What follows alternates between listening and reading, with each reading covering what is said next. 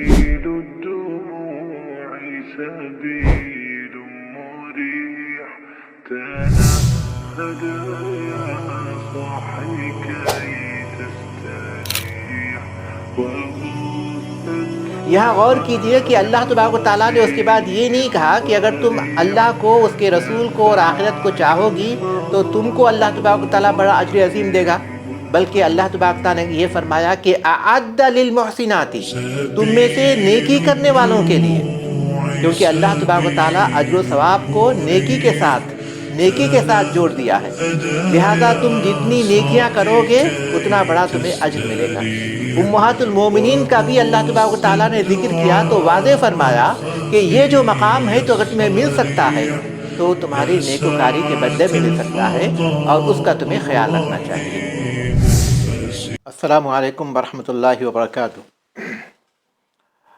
الحمدللہ رب العالمین والصلاة والسلام علی رسولہ الکریم وعلی آلہ وصحبہ اجمعین ومن تبعہم بإحسان الی یوم الدین۔ اما بعد، معزز حضرات اور محترم خواتین، آج سورۃ الاحزاب کی جن آیتوں کا ہم مطالعہ کریں گے وہ ہے سورۃ الاحزاب کی آیت نمبر 28 سے آیت نمبر 34 تک، 28 سے 34 تک۔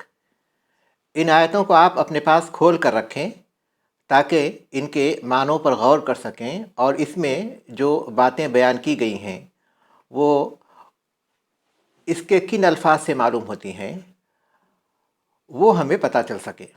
ہم شروع کریں گے انشاءاللہ۔ اعوذ باللہ من الشیطان الرجیم۔ یا ایہا النبی قل لازواجک ان کنتن تردن الحیاۃ الدنیا وزینتها فتعالین امتعکن واسرحکن سراحا جمیلا۔ یا ایہا النبی، اے نبی، قل فرما دے، کہہ دیں، لازواجکا اپنی بیویوں سے، ان اگر کنتنا تم ہو، تردنا چاہتی ہو، الحیات الدنیا دنیا کی زندگی، وزینتہا اور اس کی زینت، فتعالینا تو آؤ، امتعکنا میں تمہیں کچھ دے دوں، اور اسرحکنا تمہیں رخصت کر دوں، سراحن رخصت، جمیلاً اچھی۔ اے نبی، آپ اپنی بیویوں سے فرما دیں، اگر تم دنیا کی زندگی اور اس کی زینت چاہتی ہو تو آؤ میں تمہیں کچھ دے دوں اور رخصت کر دوں، اچھی طرح رخصت، اچھے طریقے سے رخصت۔ وَإِن كُنتُنَّ تُرِدْنَ اللَّهَ وَرَسُولَهُ وَالدَّارَ الْآخِرَةَ فَإِنَّ اللَّهَ أَعَدَّ لِلْمُحْسِنَاتِ مِنكُنَّ أَجْرًا عَظِيمًا۔ وَإِن اور اگر کنتن تم چاہتی ہو،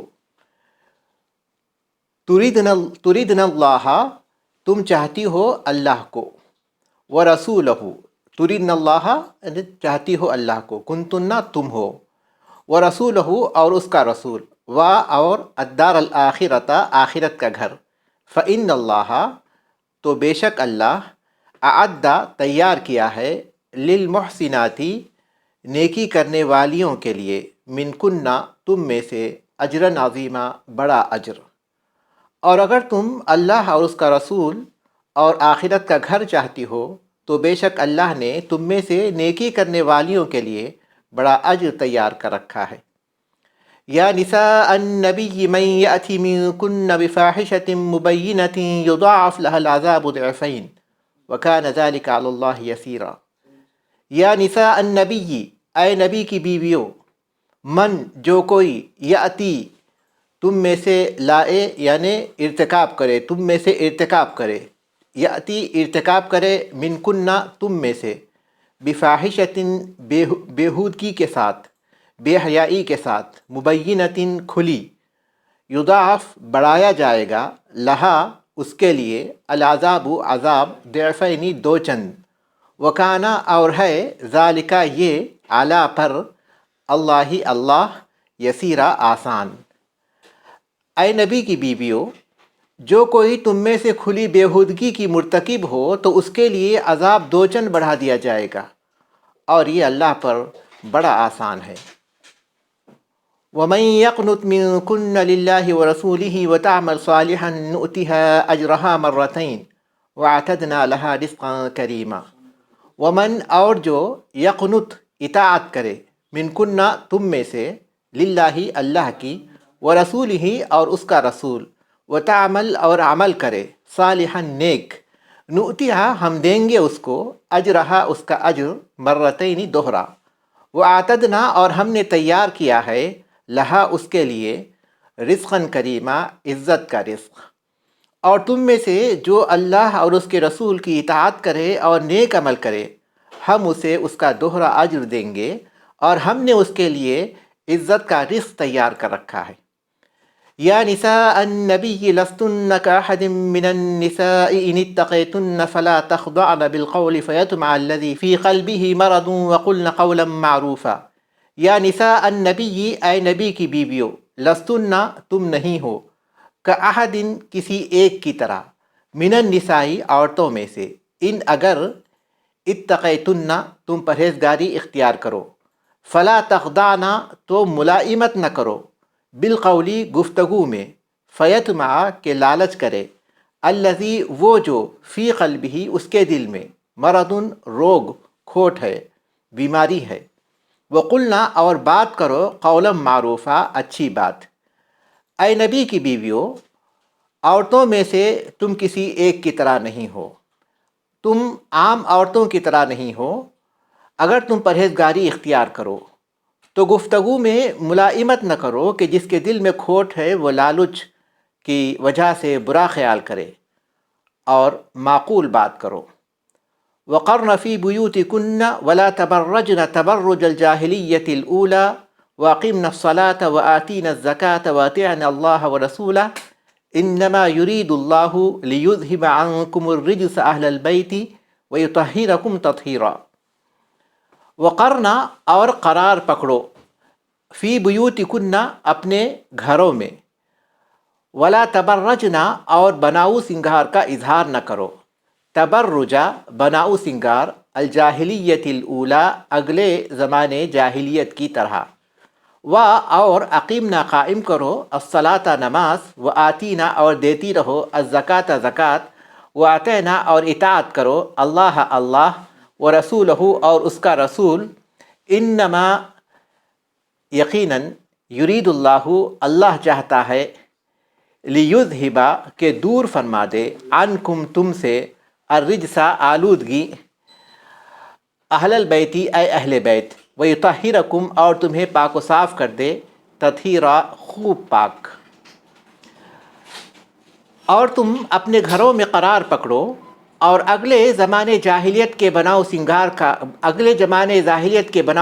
کا اظہار کرتی نہ پھرو، اور نماز قائم کرو اور زکوٰۃ دیتی رہو اور اللہ اس کے رسول کی اطاعت کرو، اس کے سوا نہیں کہ اللہ چاہتا ہے، اس کے سوا کوئی اور چیز نہیں۔ اللہ چاہتا ہے کہ اے اہل بیت، اللہ چاہتا ہے کہ اے اہل بیت تم سے آلودگی کو دور فرما دے اور تمہیں ہر طرح سے پاک و صاف کر دے۔ وَاذْكُرْنَ مَا يُتْلَى فِي بُيُوتِكُنَّ مِنْ آيَاتِ اللَّهِ وَالْحِكْمَةِ إِنَّ اللَّهَ كَانَ لَطِيفًا خَبِيرًا۔ وَاذْكُرْنَ اور تم یاد رکھو ما یتلا جو پڑھا جاتا ہے فی میں بیوتکن تمہارے گھروں من سے آیات اللہ اللہ کی آیتیں والحکمتی اور حکمت ان اللہ بے شک اللہ کانا ہے لطیفاً رازدان خبیرہ خبردار۔ اور تم یاد رکھو جو تمہارے گھروں میں اللہ کی آیتیں اور حکمت کی باتیں پڑھی جاتی ہیں، بے شک اللہ رازدان اور بڑا باخبر ہے۔ یہ آیتیں ہیں آیت نمبر 28 سے آیت نمبر 34 تک۔ اب آئیے اس میں جو باتیں بتائی گئی ہیں ان پر ہم غور کرنے کی کوشش کریں۔ یا ایہا النبی قل لازواجک ان کنتن تریدن الحیاۃ الدنیا وزینتها فتعالین امتعکن واسرحکن سراحا جمیلا۔ اس آیت کو آیت تخییر کہا جاتا ہے۔ تخییر کی آیتیں یعنی امہات المومنین کو اختیار دیا گیا تھا اللہ تعالیٰ کی طرف سے اور اس کے رسول کی طرف سے۔ اس سے پہلے جن آیتوں کی تفسیر ہمارے سامنے گزر چکی ہے ان کا تعلق غزوہ احزاب سے تھا۔ اب موضوع خطاب کا جو موضوع ہے یا موضوع سخن اب رسول اللہ صلی اللہ علیہ وسلم کی پاکیزہ بیویوں کی طرف ہے۔ یہی وجہ ہے کہ قرآن مجید عام کتابوں کی طرح نہیں ہے جس میں انسان کوئی مضمون لکھتا ہے، کوئی کتاب لکھتا ہے تو کوئی ایک موضوع متعین کرتا ہے اور اپنی کتاب میں اپنے مضمون میں اسی موضوع سے متعلق بہت سی باتیں ہوتی ہیں۔ لیکن قرآن مجید کتاب ہدایت ہے، اس میں کسی خاص موضوع کی پابندی نہیں کی جا سکتی۔ اس لیے قرآن مجید کی صورتوں کے جو نام ہیں وہ صرف ایک علامت کے طور پر ہیں۔ اس سے پہلے غزوہ احزاب کا ذکر تھا، اب اہل بیت کے بارے میں اللہ تبارک و تعالیٰ نے یہاں چند اہم باتیں بتائی ہیں۔ اب خطاب رسول اللہ صلی اللہ علیہ وسلم کی پاکیزہ بیویوں سے ہے۔ یہ جو خطاب ہے یعنی تخیر سے متعلق جو آیتیں ہیں، اس کے متعلق اکثر اہل علم کا خیال ہے کہ یہ فتح مکہ کے بعد نازل ہوئی، جبکہ غزوہ فتح مکہ سن 8 ہجری میں ہوا تھا اور غزوہ احزاب سن 5 ہجری میں ہوئی تھی۔ تو اس حیثیت سے ان آیتوں کو اللہ کے رسول صلی اللہ علیہ وسلم نے اللہ تعالیٰ کے حکم سے یہاں رکھنے کا حکم دیا۔ یہ آیتیں جنگ کے فوری بعد شروع ہو رہی ہیں، لیکن ان میں بہت نظم پایا جاتا ہے، بہت ترتیب پائی جاتی ہے، کیونکہ غزوہ خندق ایک ایسی جنگ تھی کہ اس کے بعد مسلمانوں کے حالات آہستہ آہستہ درست ہونے لگے، کیونکہ اس جنگ کے بعد کوئی ایسا موقع نہیں آیا کہ مسلمانوں نے کہیں شکست کھائی ہو۔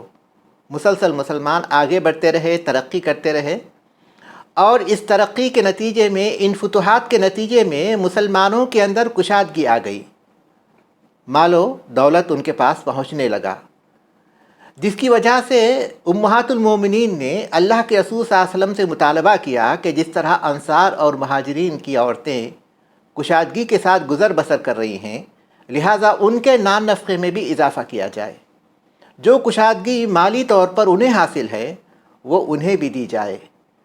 اللہ کے رسول صلی اللہ علیہ وسلم نے آغاز میں تو ان باتوں کو نظر انداز کیا، لیکن امہات المومنین نے جب اصرار کیا تو اللہ کے رسول صلی اللہ علیہ وسلم نے اس کے بعد ایلا کیا۔ ایلا کہتے ہیں کہ بیوی کے پاس نہ جانے کی قسم کھانے کو۔ اللہ کے رسول صلی اللہ علیہ وسلم نے 1 مہینے تک اپنی بیویوں کے قریب نہ جانے کی قسم کھائی، اس کو ایلا کہتے ہیں۔ 1 مہینہ اس کے بعد اللہ کے رسول صلی اللہ علیہ وسلم اپنی بیویوں سے دور رہے۔ صحابہ کو جب پتہ چلا کہ تو صحابہ نے پہلے تو یہ سمجھا کہ شاید اللہ کے رسول صلی اللہ علیہ وسلم نے اپنی بیویوں کو طلاق دے دی ہے، لیکن جب انہیں پتہ چلا کہ صرف اللہ کے رسول صلی اللہ علیہ وسلم 1 مہینے کے لیے ان سے الگ ہوئے ہیں تو صحابہ کو بڑا اطمینان ہوا۔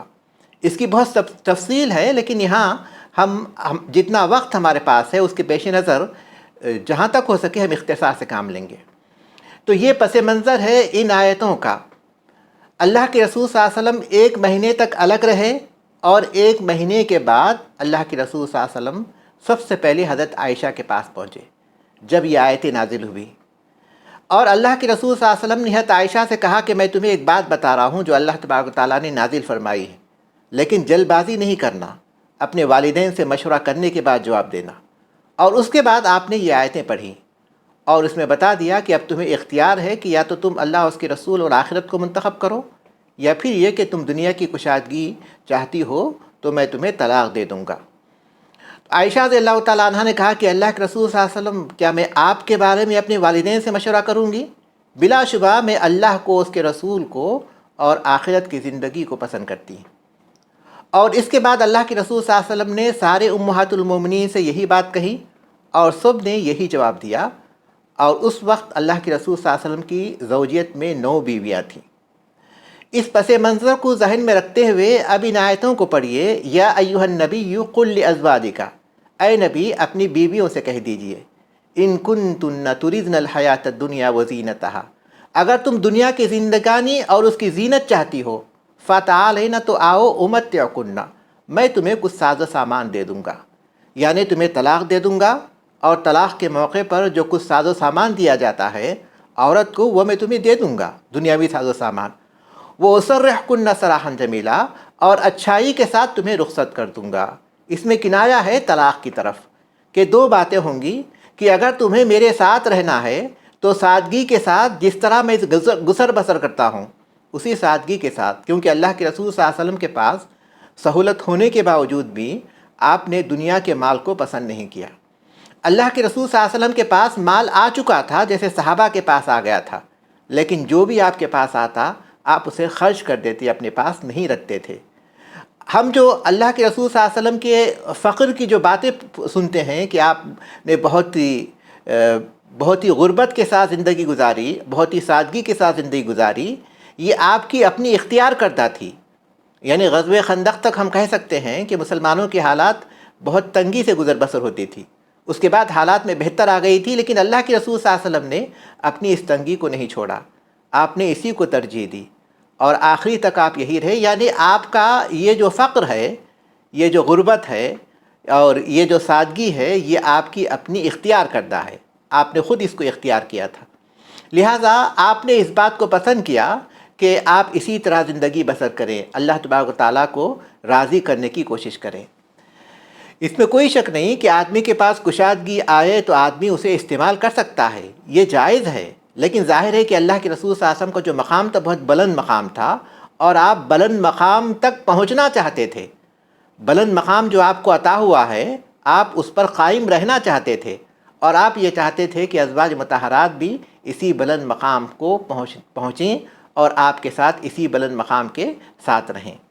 اس کے بعد اللہ تبارک تعالیٰ نے فرمایا کہ پہلی بات تو یہ ہے کہ اگر تم آخرت کی زندگی چاہتے ہو تو میں تمہیں ساز و سامان کچھ دے دوں گا اور بھلائی کے ساتھ تمہیں رخصت کر دوں گا۔ اس کے بعد دوسری بات کیا ہے؟ وَإِن كُنتُنَّ تُرِيدْنَ اللَّهَ وَرَسُولَهُ وَالدَّارَ الْآخِرَةَ فَإِنَّ اللَّهَ أَعَدَّ لِلْمُحْسِنَاتِ مِنكُنَّ أَجْرًا عَظِيمًا۔ اور اگر تم اللہ اور اس کے رسول کو اور آخرت کی زندگی کو چاہتی ہو، اگر وہ تمہاری مراد ہے، تو اللہ تبارک و تعالیٰ نے تم میں سے نیکی کرنے والوں کے لیے بڑا اجر تیار کر رکھا ہے، اور یہ بڑا اجر آخرت میں کامل صورت میں ظاہر ہوگا، جنت اور اس کے بڑے درجات کی شکل میں، اور دنیا میں یقینی طور پر اللہ تعالیٰ پاکیزہ زندگی دے گا کہ اللہ کی اطاعت پر عمل کرنا بہت آسان ہو جائے گا تمہارے لیے۔ لہٰذا اللہ کو چاہنا، اللہ کے رسول کو چاہنا اور آخرت کی زندگی کو چاہنا، آخرت کی عیش و آرام کو چاہنا، آخرت کی کامیابی کو چاہنا۔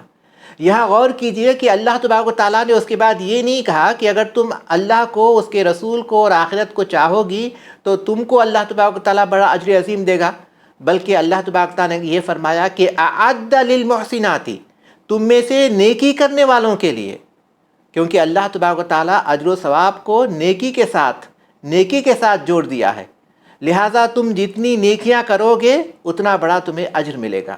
امہات المومنین کا بھی اللہ تبارک و تعالیٰ نے ذکر کیا تو واضح فرمایا کہ یہ جو مقام ہے تو اگر تمہیں مل سکتا ہے تو تمہاری نیکوکاری کے بدلے میں مل سکتا ہے، اور اس کا تمہیں خیال رکھنا چاہیے۔ اور سارے ازواج مطہرات نے جب ان کو اختیار دیا گیا تھا تو انہوں نے بلا شبہ اللہ کے رسول صلی اللہ علیہ وسلم ہی کو پسند کیا، آپ کی رفاقتی کو پسند کیا۔ اس کے بعد اللہ تبارک و تعالیٰ نے فرمایا یا نساء النبی من یأت منکن بفاحشۃ مبینۃ یضاعف لها العذاب ضعفین وکان ذلک علی اللہ یسیرا۔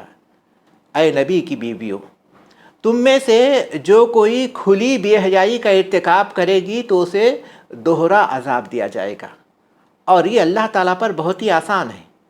اللہ تعالیٰ نے نبی کی بیویوں کو خطاب کیا اور یہ بات واضح فرمائی کہ ان کا جو مقام و مرتبہ ہے بہت بلند ہے، اور اسی بلند مقام کے اعتبار سے انہیں دوسری عورتوں کے مقابلے میں بہت زیادہ اللہ تعالیٰ کی اطاعت کا اور اللہ کے رسول صلی اللہ علیہ وسلم کی فرما برداری کا خیال رکھنا ہوگا، اور اسی طرح انہیں ہر اس چیز سے دور ہونا ہوگا جو بے حیائی کی تعریف میں آتا ہے۔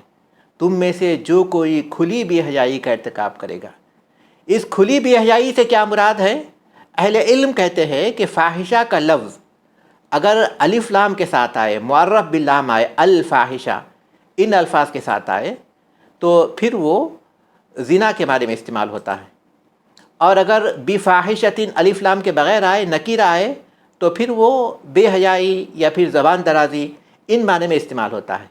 یہ جو لفظ ہے فاحشہ، ہم عام طور پر اس کا ترجمہ بے حیائی سے کرتے ہیں، لیکن یہ سیاق و سباق کے اعتبار سے کبھی زنا پر دلالت کرتا ہے، اور کبھی جو عام نوعیت کی بے حیائی ہے جس میں کسی قسم کے زیب و زینت کا اظہار ہے یا پھر زبان درازی ہے، وہ معنی بھی اس میں پائے جاتے ہیں۔ جیسے کہ اللہ تبارک و تعالیٰ نے فرمایا واللاتی یأتین الفاحشۃ من نسائکم فاستشہدوا علیہن اربعۃ منکم، تم میں سے جو عورتیں، تمہاری عورتوں میں سے جو عورتیں فاحشہ کا ارتکاب کریں تو ان پر چار گواہ لے کر آؤ یا 4 گواہ بنا لو۔ یہاں الفاحشہ سے مراد زنا ہے۔ اور دوسری آیت میں اللہ تبارک و تعالیٰ نے فرمایا کہ طلاق رجعی کے بعد بیویوں کو ان کے گھروں میں رکھنے اور گھروں سے نہ نکالنے کا حکم دیا اللہ تبارک و تعالیٰ نے۔ اس کے بعد کہا لا تخرجوهن من بيوتهن ولا يخرجن الا ان ياتين بفاحشة مبینہ، وہ اپنے گھروں سے نہ نکلیں۔ طلاق کے بعد بھی، طلاق رجعی کے بعد بھی عورتوں کو چاہیے کہ وہ اپنے گھروں میں رہیں۔ ولا یخرجن، تم بھی مت نکالو اور نہ ہی وہ نکلیں، الا یہ کہ وہ کسی کھلی بے حیائی کا ارتکاب کریں، یعنی زبان درازی کریں اور زبردست طریقے سے جو ہے تکلیف پہنچائیں، تو اس کے بعد اس صورت میں تم نکال سکتے ہو۔ تو ہم دیکھ رہے ہیں کہ قرآن مجید میں یہ جو لفظ ہے زنا پر بھی استعمال ہوتا ہے اور اس سے کم تر چیزوں پر بھی استعمال ہوتا ہے۔ امہات المومنین کے لیے جب یہ لفظ استعمال کیا گیا تو کیا یہ کس معنی میں ہے؟ کیا یہ زنا کے معنی میں ہے؟ تو اہل علم کا ایک طبقہ تو کہتا ہے کہ جس میں الف لام نہیں ہے تو اس لیے وہ اس سے کم تر برائی پر دلالت کرتا ہے، لیکن اہل علم کا دوسرا طبقہ کہتا ہے کہ اس میں یہ معنی بھی شامل ہیں، لیکن اس کا مطلب یہ نہیں کہ اس چیز کا ان سے ارتکاب ہو سکتا ہے، کیونکہ اللہ تبارک و تعالیٰ نے فرمایا کہ قل ان کان للرحمن ولد فانا اول العابدین، اگر رحمان کا کوئی لڑکا ہوگا تو سب سے پہلے میں اس کی عبادت کرنے والا ہوں گا۔ تو کیا یہ ممکن ہے؟ رحمان کا کوئی لڑکا ہونا ہی ممکن نہیں۔ اور اسی طرح اللہ تبارک و تعالیٰ نے فرمایا کہ لئن اشرکت لیحبطن عملک، اگر آپ شرک کریں گے تو آپ کے عمل باطل ہو جائیں گے۔ تو کیا یہ چیز ممکن ہے کہ آپ شرک کریں؟ تو ازواج مطہرات کے بارے میں اس بات کا کہنا کہ اگر تم کھلی بے حیائی یعنی زنا کا ارتکاب کرو گی تو اس کا مطلب یہ نہیں کہ یہ چیز ان سے ہو سکتی ہے، جیسے کہ میں نے کچھ مثالیں دی ہیں۔ تو اہل علم کا دوسرا طبقہ کہتا ہے کہ اس میں سارے معنی شامل ہیں، لیکن اس معنی کا مطلب یہ نہیں ہوتا کہ وہ چیز ان سے ہو سکتی ہے۔ بہرحال اللہ تبارک و تعالیٰ نے فرمایا کہ اگر تم میں سے کوئی اس کھلی بے حیائی کا ارتکاب کرے گی تو اس کے لیے دوہرا عذاب دیا جائے گا، دوسروں کے مقابلے میں دوہرا عذاب۔ عام عورتوں کو جو عذاب ہوگا اللہ تبارک و تعالیٰ کے پاس، اس سے دگنا عذاب ان کو دیا جائے گا، کیونکہ ان کا جو مقام ہے، ان کا جو مرتبہ ہے، اس کے اعتبار سے ان کے لیے عذاب بھی ہے۔ وَكَانَ ذَلِكَ عَلَى اللَّهِ يَسِيرًا، اور اللہ تبارک و تعالیٰ نے فرمایا کہ اللہ تعالیٰ پر یہ آسان ہے، کوئی یہ نہ سمجھے کہ یہ تو نبی کی بیویاں ہیں، اللہ تعالیٰ ان کو ایسا عذاب نہیں دے گا۔ تو اللہ تبارک و تعالیٰ نے بتایا کہ اللہ تبارک و تعالیٰ کے لیے کوئی مشکل بات نہیں ہے، کیونکہ اللہ تعالیٰ سے کسی کا کوئی نسب کا تعلق نہیں ہے، جن کا بھی تعلق ہے وہ بندوں اور بندیوں کا تعلق ہے، اور جو بھی بندے اور بندیاں اللہ تبارک و تعالیٰ کی اطاعت کریں گی اللہ تعالیٰ انہی کو اپنے پاس مقام و مرتبہ دیں گی، اور جو اس طرح نہیں کریں گی تو اللہ تعالیٰ کے پاس ان کا کوئی مقام نہیں ہوگا۔ وَمَن يَقْنُتْ مِنكُنَّ لِلَّهِ وَرَسُولِهِ وَتَعْمَلْ صَالِحًا نُؤْتِهَا أَجْرَهَا مَرَّتَيْنِ وَأَعْتَدْنَا لَهَا رِزْقًا كَرِيمًا، اور تم میں سے جو کوئی اللہ کی اور اس کے رسول کی فرمانبرداری کرے گی اور نیک عمل کرے گی، ہم اسے دوہرا اجر دیں گے، اور اس کے لیے ہم نے بہترین روزی تیار کر رکھی ہے۔ اللہ تعالیٰ کا کتنا اچھا انصاف ہے کہ جب امہات المومنین کے لیے ان کے گناہوں پر ان کی کھلی بے حیائی ہونے کی صورت میں دوہرے عذاب کی خبر دی، تو اسی طرح ان کی نیکیوں پر اللہ تعالیٰ نے دوہرے اجر کی بھی خبر دی، دوہرے اجر کی بھی خبر دی انصاف کے مطابق۔ جب دوہرا گناہ ہے، دوہرا عذاب ہے، تو یہاں دوہرا ان کے لیے اجر بھی ہونا چاہیے، اور یہ کوئی بعید بات نہیں ہے۔ حدیث میں یہ بات بیان کی گئی ہے کہ اہل کتاب میں سے جو ایمان لاتا ہے تو اس کو دوہرا اجر دیا جاتا ہے، اور غلاموں اور لونڈیوں میں سے جو اللہ کے حق کو ادا کرتے ہیں، اپنے مالک کے حق کو ادا کرتے ہیں، تو ان کو بھی دوہرا اجر ملتا ہے۔ تو دوہرے اجر کی مثالیں پائی جاتی ہیں کتاب و سنت میں۔ تو اللہ تبارک و تعالیٰ نے ازواج مطہرات کو یہ بات بیان کی ہے کہ وہ اللہ کی اطاعت کریں گے، اس کی فرمانبرداری کریں گے، اس کی عبادت کریں گے، اور اللہ کے رسول صلی اللہ علیہ وسلم کا پاس و لحاظ رکھتے ہوئے آپ کے جو حقوق ہے شوہر ہونے کی حیثیت سے ان حقوق کو ادا کریں گے اور نیک عمل کریں گے۔ اچھے اعمال کریں گے۔ اللہ تبارک و تعالیٰ نے ازواج مطہرات کا بھی ذکر کیا تو عمل صالح کا ذکر کیا۔ اس بات کو ہمیں ہمیشہ یاد رکھنا چاہیے۔ تو اللہ تبارک و تعالیٰ انہیں دوہرا اجر دیں گے اور ان کے لیے پاکیزہ روزی کا انتظام کریں گے۔ پاکیزہ روزی اس روزی کے بدلے میں جو انہوں نے دنیا میں چھوڑ دیا، دنیا کی زندگی کو حقیر سمجھتے ہوئے آخرت کی زندگی کو ترجیح دی، اس حیثیت سے اللہ تبارک و تعالیٰ وہاں انہیں پاکیزہ روزی عطا کریں گے۔ یا نساء النبی لستن کاحد من النساء ان اتقیتن، اے نبی کی بیویوں تم عام عورتوں کی طرح نہیں ہو۔ دوسری عورتوں کے مقابلے میں رسول اللہ صلی اللہ علیہ وسلم کی زوجیت میں ہونے کی وجہ سے تمہیں امتیاز حاصل ہے۔ اس حیثیت سے تمہارا مقام و مرتبہ بہت بلند ہوتا ہے، اور اللہ کے رسول صلی اللہ علیہ وسلم جس طرح اپنی امت کے لیے ایک نمونہ ہیں، اسی طرح تمہیں بھی امت کی دوسری عورتوں کے لیے ایک نمونہ بننا چاہیے۔ تمہیں اس بات کا خیال رکھنا چاہیے۔ اس سے معلوم ہوتا ہے کہ انسان اپنے علم و عمل کے اعتبار سے جس مقام پر ہوتا ہے اس کی ذمہ داری بنسبت دوسروں کے زیادہ ہوتی ہے۔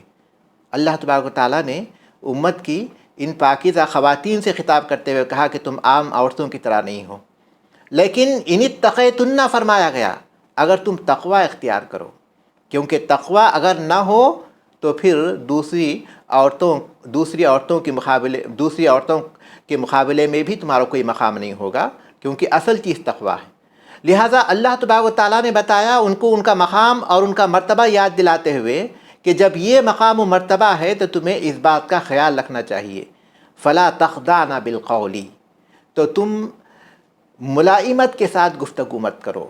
خضوع بالقول کہتے ہیں کہ ایسے لہجے سے گفتگو کرنا۔ اللہ تبارک و تعالیٰ نے جس طرح مرد کے لیے عورت کی کشش رکھی ہے، یعنی مرد عورت کی طرف مائل ہوتا ہے، اسی طرح اس کی آواز میں بھی، عورت کی آواز میں بھی دلکشی، رعنائی، لطافت اور نزاکت رکھی گئی ہے، جسے سن کر مرد متاثر ہوتا ہے۔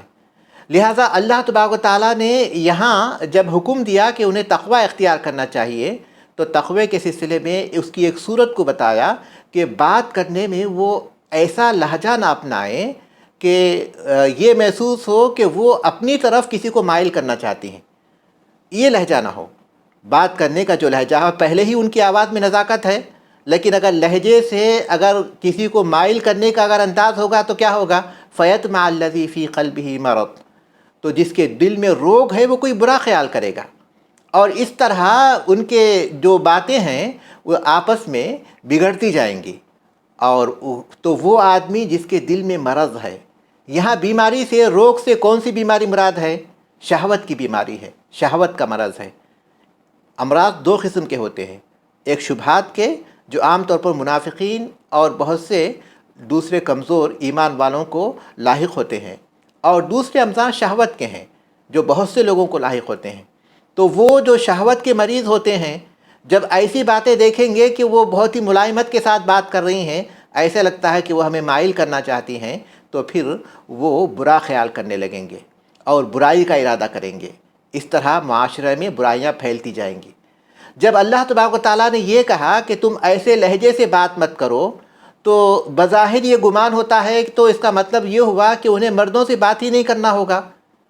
اللہ تبارک و تعالیٰ نے اس شبہ کو دور کرتے ہوئے کہا کہ وَقُلْنَا قَوْلًا مَعْرُوفًا، ہاں قاعدے کے مطابق کلام کرو، یعنی بات کرنے سے منع نہیں ہے، لہجے اور انداز سے منع کیا گیا کہ لہجہ مناسب ہونا چاہیے اور عام گفتگو کرنا چاہیے۔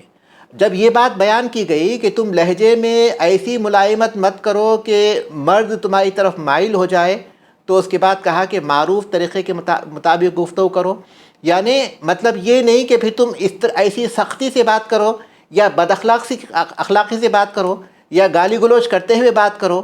ان تمام باتوں کو اللہ تبارک تعالیٰ نے دور کر دیا اور کہا کہ قاعدے کے مطابق معروف طریقے سے تم ان سے گفتگو کرو، اس میں کوئی حرج کی بات نہیں۔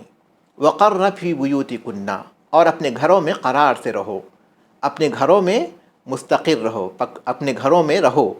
وَلَا تَبَرَّجْنَ تَبَرُّجَ الْجَاهِلِيَّةِ الْأُولَىٰ، اور قدیم جاہلیت کے زمانے کی طرح اپنے بناؤ سنگار کا اظہار نہ کرو۔ وَقَرْنَ فِي بُيُوتِكُنَّ، یہاں یہ بات یاد رکھیے کہ اس میں سے کچھ احکام تو ایسے ہیں جو امہات المومنین کے ساتھ خاص ہیں، اور بعض احکام ایسے ہیں جو ان کے لیے ہیں اور ان کے ذریعے پھر دوسرے عورتوں کے لیے بھی ہیں، کیونکہ علماء ایک اصول بیان کرتے ہیں کہ العبرۃ بعموم اللفظ لا بخصوص السبب، کہ عبرت جو اعتبار ہے وہ لفظ کی عمومیت کا ہے، کسی خاص سبب کا نہیں ہے۔ تو امہات المومنین میں سے یہ چیز کہ وہ دوہرا عذاب ہوگا اگر وہ کسی کھلی بے حیائی کا ارتکاب کریں گی، اور پھر ایمان کے ساتھ اطاعت کرتے ہوئے وہ نیک عمل کریں گی، دوہرا انہیں جو ہے اجر دیا جائے گا، اور دوہرا عذاب ہوگا اگر وہ کسی کھلی بے حیائی کا ارتکاب کریں گی۔ یہ معلوم ہوتا ہے کہ ان کے ساتھ خاص ہے، لیکن دوسری جتنی بھی چیزیں ہیں وہ پہلے ان کو خطاب ہے، ان کے ذریعے پھر دوسری امت کی دوسری عورتوں کا خطاب ہے، کیونکہ ظاہر ہے کہ جب لہجے کی ملائمت کی علت اللہ تبارک و تعالیٰ نے یہ بیان کی کہ ہو سکتا ہے کہ جس کے دل میں مرض ہو، بیماری ہو، روگ ہو، وہ کوئی برا خیال کرے، تو ظاہر ہے کہ جب یہ علت بیان کی گئی تو جہاں جہاں یہ علت پائی جائے گی وہاں وہاں یہی حکم پایا جائے گا۔ اور اپنے گھروں میں قرار پکڑی رہو، یعنی اپنے گھروں میں رہو۔ اس سے بات معلوم ہوتی ہے کہ اصل یہی ہے کہ عورت گھر میں رہے، لیکن اس کا مطلب یہ نہیں کہ وہ گھر سے باہر نہیں نکل سکتی، کیونکہ اللہ تبارک و تعالیٰ نے عورتوں اور مردوں میں کاموں کی تقسیم کی ہے، ان کے جسمانی ساخت کے اعتبار سے، ان کی فطری ضرورتوں کے اعتبار سے۔ اللہ تبارک و تعالیٰ نے گھر کو ایک ادارہ قرار دیا جس میں کچھ ذمہ داریاں مرد کے سپرد کی تو کچھ ذمہ داریاں عورتوں کے سپرد کی، تاکہ نظام صحیح طور پر جاری رہ سکے۔ تو اس میں عورتوں پر جو ذمہ داری دی گئی وہ گھروں سے متعلق دی گئی، تو اس لیے کہا کہ تم گھروں میں رہو۔ لیکن اس کا مطلب یہ کہ وہ گھروں سے باہر نہیں نکل سکتی، یہ مطلب نہیں ہے، کیونکہ اس کے فوری بعد اللہ تبارک و تعالیٰ نے کہا کہ تم قدیم جاہلیت کے زمانے کی طرح بناؤ سنگار مت کرو، کیونکہ ظاہر ہے کہ قدیم زمانے کے جاہلیت کی طرح اس سے مراد جو ہے زمانہ جاہلیت ہے، اسلام سے پہلے کا دور ہے، لیکن جہاں جہاں یہ چیز پائی جائے گی وہ جاہلیت کا دور ہی کہلائے گا۔ آج ترقی یافتہ دور میں لیکن اسی طرح تبرج ہوگا تو وہ جاہلیت کے دور ہی کا ہی اس پر اطلاق ہوگا۔ تبرج کسے کہتے ہیں؟ تبرج کہتے ہیں بے پردگی اور زینت کے اظہار کو، بے پردگی کے ساتھ اور زینت کا اظہار کرتے ہوئے اپنے گھر سے باہر نکلنا۔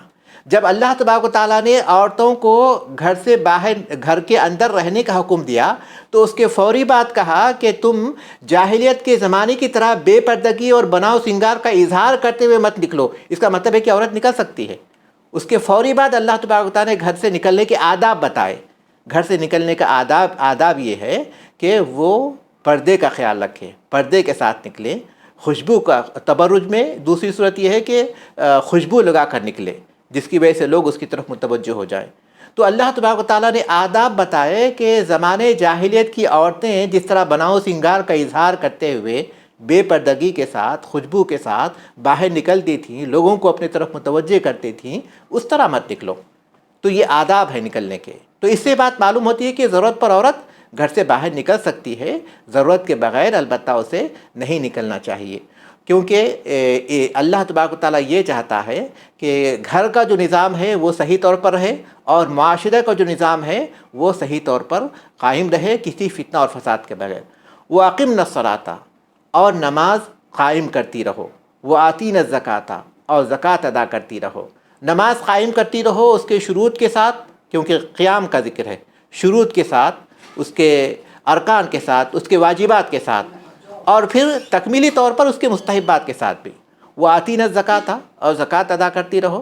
امہات المومنین سے میں کسی کے پاس، جیسے ام سلمہ رضی اللہ تعالیٰ عنہ کے پاس زیورات بھی تھے، تو ان کی زکوٰۃ ادا کرنے کا ان کو زکوٰۃ ادا کر رسول اکرم صلی اللہ علیہ وسلم نے پوچھا کہ کیا یہ کنز ہے؟ تو آپ نے فرمایا کہ نہیں، جب تک کہ تم ان کی زکوٰۃ ادا کرتی رہو۔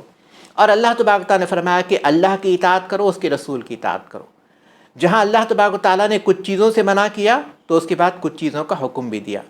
اس کے بعد اللہ تبارک و تعالیٰ نے ان سب چیزوں کی علت بیان کی۔ یہ ساری چیزیں جس میں سے کچھ چیزیں کرنی ہیں، کچھ چیزیں چھوڑنی ہیں، وہ کس لیے ہیں؟ انما یرید اللہ لیذھب عنکم الرجس اہل البیت۔ اللہ تعالیٰ یہی چاہتا ہے، یا نبی کی گھر والیوں، کہ تم سے گندگی کو دور کر دے، ہر قسم کی گندگی کو دور کر دے۔ یہ معنوی گندگی ہے، یہ معنوی گندگی ہے، اخلاقی گندگی ہے۔ اللہ تعالیٰ ان سب کو تم سے دور کر دینا چاہتا ہے۔ اہل البیت کہا اللہ تبارک و تعالیٰ نے، تو قرآن کی نص یعنی قرآن مجید کے ان الفاظ سے یہ بات واضح ہوتی ہے کہ اللہ کے رسول صلی اللہ علیہ وسلم کی پاکیزہ بیویاں اہل بیت میں شامل ہیں، اور احادیث سے یہ بات معلوم ہوتی ہے کہ حضرت علی، حضرت فاطمہ، حضرت حسین اور حضرت حسن اور حسین رضی اللہ تعالیٰ عنہم بھی اہل بیت میں شامل ہیں، اس لیے کہ اللہ کے رسول صلی اللہ علیہ وسلم نے ایک مرتبہ چادر میں ان چاروں کو اپنے پاس جمع کیا اور کہا، اور یہی آیت پڑھی کہ اللہ تبارک تعالیٰ اے اہل بیت یہ چاہتا ہے کہ تم سے گندگی کو دور کرے اور پوری طرح تمہیں پاک کر رکھ، پوری طرح تمہیں پاک کر دے۔ اس کے بعد کہا گیا کہ وَاذْكُرْنَ مَا يُتْلَى فِي بُيُوتِكُنَّ، تمہارے گھروں میں اللہ کی جو آیتیں اور رسول کی جو احادیث پڑھی جاتی ہیں یا پھر حکمت کی جو باتیں پڑھی جاتی ہیں، وَاذْكُرْنَ مَا يُتْلَى فِي بُيُوتِكُنَّ مِنْ آيَاتِ اللَّهِ وَالْحِكْمَةِ، اللہ کی آیتیں اور جو حکمت کی باتیں پڑھی جاتی ہیں ان کا ذکر کرتی رہو۔ یہاں اللہ تبارک و تعالیٰ نے جب امہات المومنین کو اور ان کے تابع دوسری امت کی دوسری عورتوں کو حکم دیا کہ کچھ باتوں کا کہ وہ ان باتوں پر عمل کریں اور ان باتوں کو چھوڑ دیں، تو پھر اس کے بعد علم حاصل کرنے کا انہیں حکم دیا، کیونکہ علم کے بغیر ان چیزوں پر عمل نہیں کیا جا سکتا۔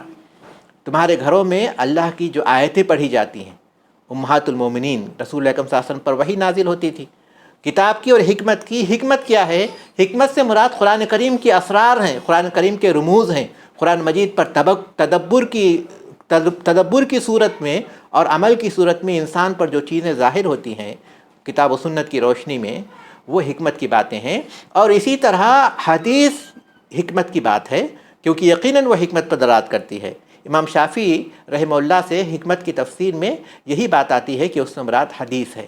تو اللہ تبارک و تعالیٰ نے کہا کہ ان کی تلاوت کرتی رہو، ان کو پڑھتی رہو۔ اللہ تبارک و تعالیٰ بڑا لطف کرنے والا اور بڑا خبر کرنے والا ہے۔ لطیف کس کو کہتے ہیں؟ جو بہت ہی باریک باتوں کو جانتا ہے اور بندوں پر اس طرح احسان کرتا ہے خفیہ طور پر کہ بندوں کو شعور نہیں ہوتا، اور بندوں سے اس طرح شر کو دور کرتا ہے کہ بندوں کو اس کا احساس تک نہیں ہوتا۔ تو یہ اس کا کچھ معنی و مفہوم ہے۔ اب بڑی تیزی کے ساتھ ان آیتوں میں کچھ باتیں جو ہمیں جو ہے سمجھنے کی ضرورت ہے، فوائد کے طور پر یا آج کے حالات میں جو ہمیں سمجھنا چاہیے اس کے طور پر میں ذکر کروں گا۔ اس میں سب سے پہلی بات یہ معلوم ہوتی ہے امہات المومنین کی فضیلت۔ اللہ تبارک و تعالیٰ نے جب انہیں اختیار دیا تو انہوں نے، جب کہ معاشرے کی دوسری عورتیں کشادگی کے ساتھ گزر بسر کر رہی تھیں، لیکن انہوں نے اس پر اصرار نہیں کیا، بلکہ یقینی طور پر اور فوراً اللہ اس کے رسول کو اور آخرت کی زندگی کو پسند کیا۔ اور اس کے ساتھ ساتھ معلوم ہوتا ہے کہ اللہ کے رسول صلی اللہ علیہ وسلم کے اخلاق کتنے اعلیٰ تھے۔ آپ نے کہا کہ اُسَرِّحْكُنَّ سَرَاحًا جَمِيلًا، میں تمہیں اچھائی کے ساتھ رخصت کر دوں گا۔ اور امت کو یہی تعلیم ہے کہ پہلی بات تو یہ ہے کہ شوہر بیوی پوری طرح مل جل کر گزر بسر کریں، اتفاق سے اگر ان میں نا اتفاقی ہوتی بھی ہے تو وہ بھلائی کے ساتھ ہونی چاہیے۔ ہمارے سلف میں سے کسی کے بارے میں آتا ہے، سلف صالحین میں سے کسی کے بارے میں آتا ہے کہ انہوں نے اپنی بیوی کو طلاق دینا چاہا، کسی بات پر انبن ہو گئی، انہوں نے طلاق دینے کا ارادہ کیا، تو کچھ لوگ ان کے پاس پہنچے اور کہنے لگے کہ آپ اپنی بیوی کو کس لیے طلاق دینا چاہتے ہیں؟ کیا عیب اس کے اندر پائے جاتے ہیں؟ کیا خرابیاں پائی جاتی ہیں؟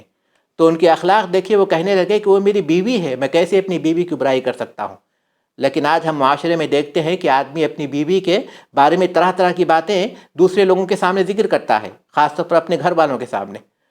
اس کے بعد لوگ چلے گئے، یہاں تک کہ بہرحال انبن اسی طرح جاری رہی، انہوں نے آخرکار طلاق دے دی۔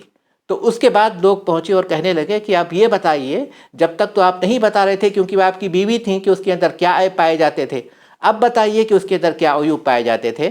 تو انہوں نے کہا کہ جب میری بیوی تھی تب میں نے اس کی برائی نہیں کی، اب جب کہ وہ مجھ سے اجنبی ہو چکی ہے تو میں کیسے اس کے بارے میں کوئی بات کہہ سکتا ہوں؟ تو یہ جو اخلاق ہیں ہمیں بتاتے ہیں کہ ہمارے معاشرے میں جب جدائی کے موقع پر اگر اتفاق سے جدائی ہو جاتی ہے تو اس موقع پر جو ہنگامہ ہو جاتا ہے یہ اللہ تبارک تعالیٰ کے بتائے ہوئے طریقے کے خلاف ہے۔ اور اسی کے ساتھ یہ بات اللہ تبارک تعالیٰ نے کہا کہ ان کنتن تردن اللہ ورسولہ، تو اس کا مطلب یہ کہ جو ارادہ ہے، نیت ہے، یہ عمل کے لیے بنیادی حیثیت رکھتی ہے۔ اس لیے ہمیشہ ہمیں نیت کا اور ارادے کا خیال رکھنا چاہیے۔ نماز میں جب ہم پہنچتے ہیں، اللہ اکبر بولنے سے پہلے 1 منٹ کے لیے ہمیں سوچنا چاہیے، ایک لمحے کے لیے، کہ ہم یہ نماز اللہ کے لیے پڑھ رہے ہیں۔ ہم یہ تو سوچ لیتے ہیں کہ یہ فلاں نماز پڑھ رہے ہیں، فجر کی، ظہر کی، فرض ہے، سنت ہے، لیکن یہ نہیں سوچتے کہ اللہ کے لیے پڑھ رہے ہیں۔ تو یہ ہمیں سوچنا چاہیے کیونکہ ہمارا ارادہ اور نیت یہ بہت اہمیت رکھتی ہے۔ اور اللہ تبارک و تعالیٰ نے فرمایا کہ وہ تعمل صالحا، نیک عمل کرو۔ تو نیک عمل کے بارے میں اہل علم بتاتے ہیں کہ نیک عمل میں دو چیزوں کا ہونا ضروری ہے. ایک یہ کہ اس میں اخلاص ہو کہ آدمی وہ عمل صرف اللہ کو راضی کرنے کی خاطر کرے، اور دوسری مطابعت یعنی اللہ کے رسول صلی اللہ علیہ وسلم کے بتائے ہوئے طریقے کے مطابق کرے. کیونکہ عمل میں کتنا بھی اخلاص کیوں نہ ہو، لیکن اگر وہ اللہ کے رسول صلی اللہ علیہ وسلم کے بتائے ہوئے طریقے کے مطابق نہیں ہوگا تو وہ قبول نہیں ہوتا. من عمل عملا لیس علیہ امرنا فہو رد، جس نے کوئی ایسا کام کیا جو ہمارے دین کے مطابق نہیں، وہ مردود ہوتا ہے. اور اسی طرح عمل چاہے کتنا بھی اللہ کے رسول صلی اللہ علیہ وسلم کے بتائے ہوئے طریقے کے مطابق ہو، لیکن اس میں اخلاص نہ ہو تب بھی وہ قبول نہیں ہوتا. اللہ تبارک و تعالیٰ نے حدیث قدسی میں فرمایا انا اغنی الشرکاء عن الشرک من عمل عملا اشرک فیہ معی غیری ترکتہ وشرکہ. صحیح مسلم کی حدیث ہے کہ تمام شریکوں میں شرک سے میں سب سے زیادہ بے نیاز اور بیزار ہوں. جو کوئی ایسا عمل کرتا ہے جس میں میرے ساتھ کسی اور کو بھی وہ شریک کر لیتا ہے تو میں اس کو بھی اور اس کے عمل کو بھی چھوڑ دیتا ہوں. ان آیتوں میں اللہ تبارک و تعالیٰ نے جب عورتوں کو فلا تخضعن بالقول کہا، اس سے بات معلوم ہوتی ہے کہ عورتوں کی جو آواز ہے وہ پردہ نہیں ہے. عورتیں بات کر سکتی ہیں لیکن عام انداز میں بات کر سکتی ہیں. علماء کا ایک طبقہ کرتا ہے کہ عورتوں کی آواز بھی پردہ ہے، لیکن اللہ کے رسول صلی اللہ علیہ وسلم کی مجلس میں عورتیں شریک ہوتی تھیں، سوال کرتی تھیں، پوچھتی تھیں آپ سے. اس سے بات معلوم ہوتی ہے کہ آواز پردہ نہیں ہے، لیکن ایسا لہجہ نہیں ہونا چاہیے کہ کسی کو اپنی طرف مائل کرنے والا ہو. اور اسی طرح یہ بات معلوم ہوتی ہے کہ اہل بیت میں سب سے پہلے تو قرآن مجید کے نص سے، یعنی قرآن مجید کے صاف الفاظ سے امہات المومنین ہیں، اور اسی طرح حضرت فاطمہ، حضرت علی، حضرت حسن حسین رضی اللہ تعالیٰ عنہم بھی ہیں، بلکہ اس میں آل علی، آل جعفر، آل عباس اور آل حارث ابن عبد المطلب، یعنی یہ تمام لوگ ہیں جن کو زکوٰۃ نہیں دی جا سکتی. یہ سارے اہل بیت اس میں شامل ہیں. تو یہ کچھ باتیں تھیں، کیونکہ وقت ہو چکا اس لیے ہم یہاں رکتے ہیں، اور اللہ تبارک تعالیٰ سے دعا کرتے ہیں کہ اللہ تبارک تعالیٰ جو باتیں بیان کی گئی ہیں ان کو ہمیں سمجھنے اور ان پر عمل کرنے کی توفیق بخشے. آمین. وصلی اللہ علی محمد والحمد للہ رب العالمین.